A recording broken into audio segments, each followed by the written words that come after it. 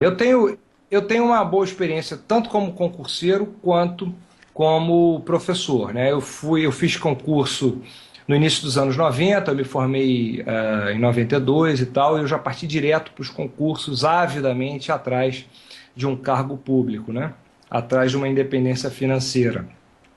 Então, o primeiro concurso que apareceu foi o concurso de procurador da Fazenda Nacional. E eu confesso que eu nem sabia o que fazia um procurador da Fazenda Nacional, nunca tinha ouvido falar nesse cargo. Até porque parece que naquela época a carreira estava parada, havia 5 anos que não tinha concurso e tal. E quando pintou esse edital, eu já podia fazer e disse, não, vou com tudo. Conversei com alguns amigos e tal, e fomos estudar, fomos a curso preparatório, essas coisas. Depois que a gente veio descobrir o que era efetivamente a Procuradoria da Fazenda Nacional, essa instituição que acabou me acolhendo, aí eu fui tão feliz lá, ainda que por pouco tempo. Mas o interessante aqui é o seguinte, quando eu passei para a prova específica, eu tinha que estudar muito tributário, financeiro e administrativo, né, que eram as matérias-chaves aí nessa prova específica. Então eu fui para a prova específica, depois de ter estudado bastante, especialmente tributário, e eu tive que fazer um parecer sobre um negócio que eu também nunca tinha ouvido falar, que se chamava AFRMM. AFR, eu não sei se caiu agora a conexão. Queria saber, porque Tô aqui no meu acompanhando. caiu aqui. Pra Não caiu não? mim, Tá indo tudo bem? não, Tá, então tá pelo tudo menos bem. ninguém postou nada aqui na timeline. Tô acompanhando direto. Então, não, voltou. Aqui voltou. Caiu no meu só. Ah, tá. Então, eu tive que fazer um parecer sobre o AFRMM, que eu vinha saber que era o chamado adicional ao frete para a renovação da Marinha Mercante. Eu nunca tinha ouvido falar nesse negócio. Absolutamente nunca tinha ouvido falar no AFRMM. E o Supremo não tinha ainda, desde a Constituição de 88, definido a natureza jurídica, que se ele teria sido recepcionado como tributo e como qual figura tributária, se efetivamente isso ocorreu. Esse é o tipo da prova em que você, se você não tiver uma base doutrinária, você não tem nem como começar, né? Porque não tem jurisprudência. O Instituto, para você, é uma novidade. Eles davam lá uns artigos de lei sobre o tema e você tinha que fazer um parecer sobre aquilo. Aí o que, que eu fiz? Comecei a escrever. Comecei a escrever tudo que eu sabia sobre direito tributário, sobre espécies tributárias e tal, e fui começando a enquadrar e acabei que eu enquadrei no final da questão o AFRMM como uma contribuição de interesse de categoria econômica. Eu pensei, bom, deve ser um tributo de interesse da Marinha Mercante, quer dizer, arrecadação voltada para essa categoria econômica. E assim defini. Quando eu saí da prova, eu encontrei um cidadão que estava saindo também, um candidato, que veio logo, me conhecia assim por alto, e veio logo falar comigo, vem cá, o que, que você botou? O que, que você botou no AFRMM? Aí eu disse, olha, eu botei que era contribuição de interesse de categoria econômica. E ele me respondeu, eu botei que era taxa.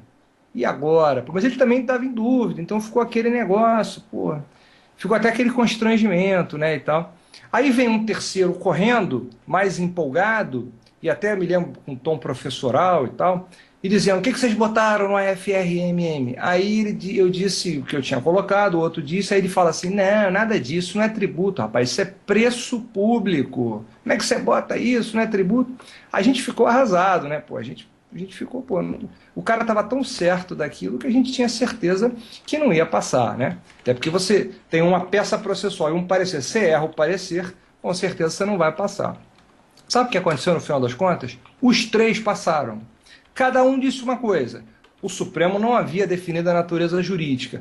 Cada um disse uma coisa, mas sustentou com coerência. Apresentou argumentos doutrinários, mostrou conhecimento sobre o tema, dissertou correta propriamente, com português adequado e tal. Cada qual com a sua nota lá acabou passando e nos tornamos procuradores da Fazenda Nacional naquela época. Então, isso é um exemplo que mostra bem que muitas vezes o examinador na prova dissertativa não está preocupado com a sua conclusão. Você vai fazer a prova da magistratura federal, o cara não quer saber se você vai julgar procedente ou improcedente, tá certo? O cara quer que você fundamente adequadamente, o cara quer ver uma sentença bem fundamentada, e você não vai fazer isso se não tiver uma base doutrinária mínima, um. E dois, fluência redacional. Se você não tiver nenhum desses dois atributos, você não vai fazer uma prova boa dissertativa. Você vai ficar passando só nas objetivas, nas primeiras etapas, mas não vai conseguir galgar as etapas seguintes. Então, o que eu digo? Faz um curso com calma, um curso regular,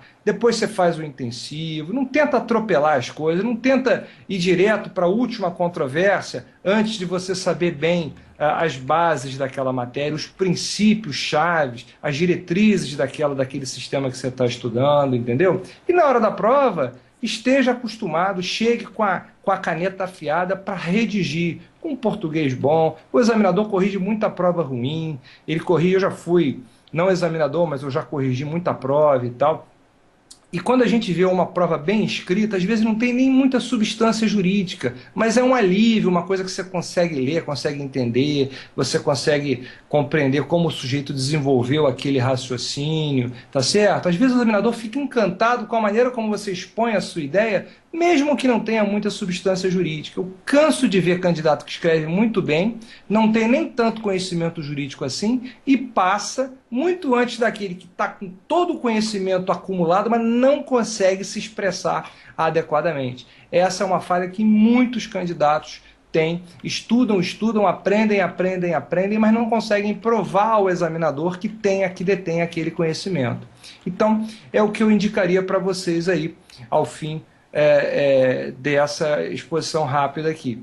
Estuda para o concurso por inteiro, por completo, tá certo? Faz um estudo bem feito, quem já está nesse caminho, mas não está redigindo muito, começa a redigir também, para poder alcançar aquele momento em que você vai para a prova oral. Aí na prova oral é questão puramente de administrar as próprias emoções. Aí eu acho que é treino também, conversar, tentar dar aula para o espelho e tal, aquelas coisas, porque o teu conhecimento já está mais do que provado, né? E a questão é de administrar realmente as emoções. Era o que eu acho pertinente. Eu quero fazer uma pergunta que eu acredito que assim, algumas pessoas têm essa dúvida, e eu vou perguntar sobre a carreira. Eu conversei com o professor, ele me explicou, eu queria que ele falasse para vocês.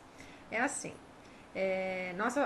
o concurso da magistratura federal é dividido em 5 regiões aqui no Brasil, certo, professor? Não corrija se eu estiver errado. Certo. E a minha dúvida, né, eu gostaria que as pessoas soubessem, que acredito também que algumas pessoas têm essa dúvida, que o professor explicasse assim: eu faço o concurso para o TRF da 2ª região, aí depois eu quero mudar para uma outra região e vice-versa. É possível fazer isso? E como é que isso acontece?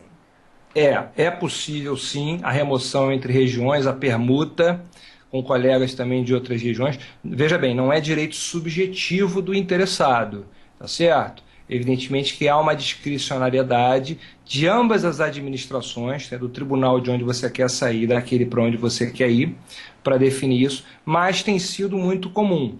É preciso notar o seguinte: quando você sai de uma região e vai para outra, você vai para o fim da lista de antiguidade da outra.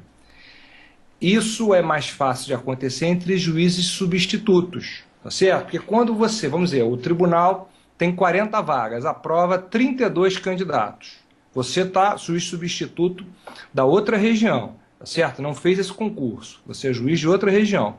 Então, sobraram 8 vagas na região para onde você quer ir. Você faz o seu requerimento a ambos os tribunais, tá certo? Se for deferido, você vai para o fim da fila, como se fosse o 33º colocado naquele concurso. Você não vai prejudicar ninguém, tá? Já ocorreu de juízes titulares conseguirem permutar, conseguirem essa remoção, e aí cria uma certa animosidade com o substituto, porque o cara está esperando aquela vaga para ser promovido e acaba sendo provida por um colega que veio de outra região. Mas entre juízes substitutos é muito comum de acontecer, aqui na 2ª região acaba de acontecer, um colega está chegando, outros já saíram, foram para os seus estados de origem, né? E também não há garantia que você vá para o seu estado, mas o fato de você estar na região que compreende o seu estado é pelo menos uma esperança de que você possa voltar para casa, né? A segunda região, para quem não sabe, é Rio e Espírito Santo. Então, se você não é do Rio nem do Espírito Santo e passar para a segunda região, você ainda tem a esperança de fazer a remoção para a sua região de origem, sabendo que você vai para o fim da lista, para o fim da fila, para não prejudicar ninguém. Mas é possível e ocorre com alguma frequência. Ok, professor. Então, acho que da carreira, se alguém tiver alguma dúvida aqui, eu estou supervisionando aqui, mas pelo menos aqui sobre a carreira não tem. Uma outra coisa que eu queria perguntar, quando a pessoa passa como juiz federal, aí ele tem o prazo do estágio probatório, ele entra como juiz substituto, ok?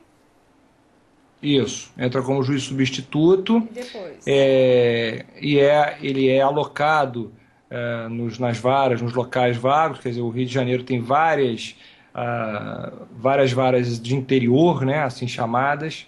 Assim, Espírito Santo também tem algumas e tal, e essa alocação é feita, evidentemente, com base na classificação do concurso, né? A partir daí, há uma remoção entre substitutos, conforme vai abrindo vagas de substitutos em locais mais perto. Na antiguidade, o sujeito vai concorrendo e tal. A Justiça faz pregões periódicos, a gente chama de pregão eletrônico, né? Porque você faz essa remoção toda em massa, sempre que abre alguma vaga, sempre que algum grupo de substitutos é promovido, os locais em que eles estão ocupando acabam sendo supridos aí por esses que estão mais longe, tá? E aí o cara vai chegando mais próximo como substituto. Quando ele é promovido a juiz titular, ele começa tudo de novo. Aí ele vai ser titular no interior, porque são as varas que abrem, tá certo? Para promoção, depois da remoção entre titulares. Aí acontece tudo de novo. Mas ele, como substituto, vem com uma relativa rapidez para os grandes centros. Depois, como titular, tá certo? Demora um pouquinho mais. Se bem que há um projeto já no CJF para aumentar os tribunais regionais federais e há um projeto para criar 20 vagas de desembargadores federais na segunda região. Significa aí pelo menos uns 16 ou 17, porque você tem que tirar as vagas do quinto, né? Juízes que, uma vez aprovada essa lei, serão promovidos. E aí a carreira dá uma nova andada interessante, tá certo? Mas basicamente é assim que vai funcionar para quem entrar aí na segunda região. Eu só queria falar uma coisinha. Tem gente que fala, pô, mas eu não tenho cargo público nenhum, nunca passei em concurso, não posso pretender ser juiz federal, eu tenho que primeiro ser defensor ou procurador e tal. Isso não existe. Os concursos atuais têm basicamente o mesmo grau de dificuldade, tá certo? O mesmo grau de dificuldade. É sempre o CESP ou alguma outra instituição que faz a primeira etapa, e na segunda etapa é quase que uma loteria, só fazer duas provas. Olha só, eu sempre digo o seguinte, se na minha prova dissertativa para a magistratura federal tivesse caído uma sentença penal, possivelmente eu não seria juiz federal hoje. Tá certo? O que caiu? Uma sentença de embargos à execução fiscal. Eu tinha sido PFN e eu atuava exatamente na dívida ativa, respondendo embargos à execução fiscal.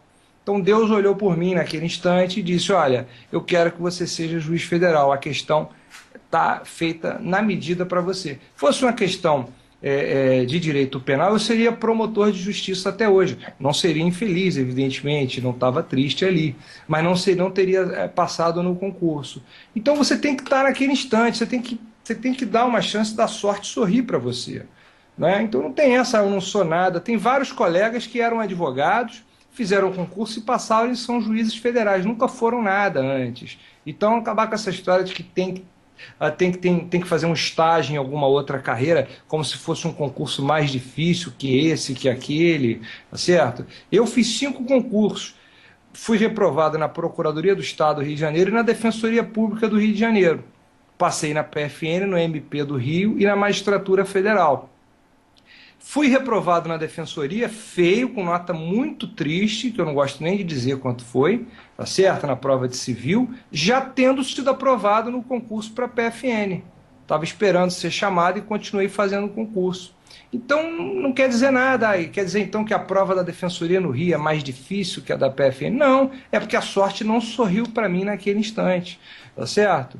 Então, é errado supor que você tem que passar em alguns concursos antes para conseguir ser juiz. Como é errado supor que o fato de você passar num concurso te garante aprovação nos seguintes. Não há uma lógica, tá certo? O que importa é que você se prepare, o que importa é que você faça a prova, não colecione as derrotas, extrai das derrotas o que interessa, os erros que você cometeu, os pontos fracos que você tem que reforçar e joga a derrota no lixo. Você só coloca na sua estante as vitórias. As derrotas você joga no lixo, tá certo? E vai fazendo os concursos. E eu sempre digo, não se estuda para passar, não se estuda até passar. Se estuda para aprender. Porque você não vai parar de estudar, você está só começando. Você vai passar no concurso, você vai continuar estudando. Ou você acha que vão te mandar para uma vara especializada em propriedade industrial, marcas e patentes, e você não vai estudar? Vai dar vexame, vai fazer uma sentença de qualquer jeito, vai extinguir os processos sem examinar o mérito, porque não sabe examinar o mérito. Você vai continuar estudando. Então essa história de estudar para passar ou até passar, para mim está errado. Você tem que estudar para aprender, você tem que ter prazer em aprender.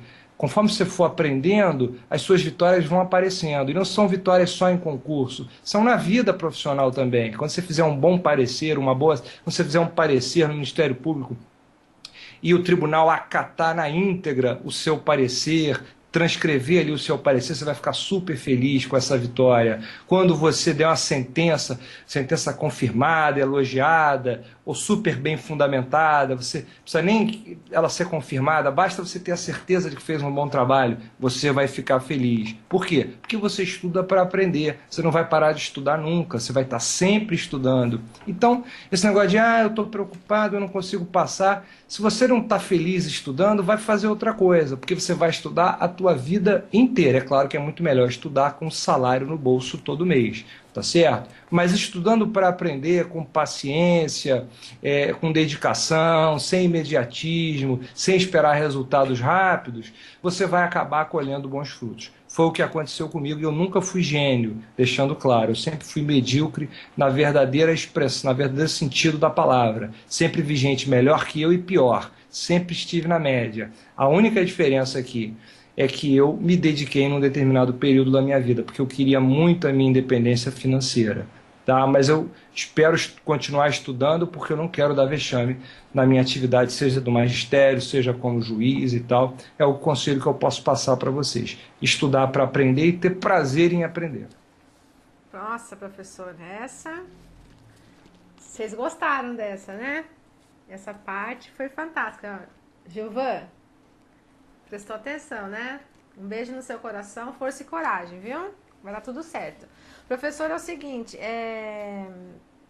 estão perguntando aqui, na área do direito tributário, para a prova da magistratura federal, o que é mais importante? Doutrina, lei e jurisprudência. Dar ênfase no quê? Eu acho que você tem que ter uma base doutrinária para tudo, para qualquer concurso. Tem que ter uma base doutrinária assim, tem que ter um livro-texto. Não adianta você pegar só resumo, só livros objetivos, aqueles livros que só pontuam, que fazem esquemas. Não são ruins, veja bem, não me entendam mal. Eles têm a sua função. Eles são aqueles livros indicados para véspera de prova, ou até mesmo uma matéria que você abandonou e tal, vai fazer o concurso e não quer chegar completamente cego. Mas basicamente o teu estudo tem que ser feito com livro-texto. Eu sou fã de curso preparatório para concurso e de livro-texto, que é o modelo tradicional. E no curso preparatório eu sou fã da turma regular, aquela turma que você faz 1 ano de turma, pegando toda a tua matéria da faculdade, reciclando para quem já viu. Basicamente, a gente sai da faculdade sem ver muita coisa. Eu saí quase cego da faculdade, né? E era a Faculdade Federal, Universidade Federal do Rio de Janeiro, mas lamentavelmente muito fraca, né?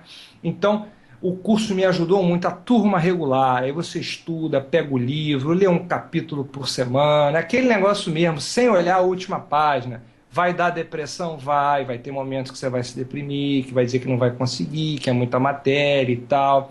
Todo mundo tem isso, eu tive. Superando isso, você continua. Aí sim, depois que você fez a turma regular uma, duas vezes, estudou, leu o livro inteiro, o livro-texto, aí você passa para os esquemas, para os gráficos, e vai para aquelas aulas intensivas, jurisprudência, informativos, aquela coisa toda. Mas eu acho que se você não tiver uma base doutrinária mínima com o livro-texto, e qualquer que seja o autor, sendo um cara que expõe as ideias de forma concatenada, expõe posição de outros autores e tal. Enfim, livro-texto. Eu sou tradicionalista nesse ponto. Eu sou da área, eu sou da época em que você não tinha internet para estudar, em que a gente, para estudar jurisprudência, tinha que ir para a biblioteca pegar aquelas revistas do STJ verdes e aquelas brancas do Supremo também, tá certo? A gente brigava pelas revistas de direito administrativo para ler aqueles pareceres, tirava cópia e tal, aquele negócio todo. Não tinha a facilidade que existe hoje da internet, tá certo? Então a gente se virava com livro-texto e com aula no cursinho, no curso preparatório, turma regular. Tá? Depois que você tiver essa base, se sentir já mais à vontade, aí sim você avança, tá certo?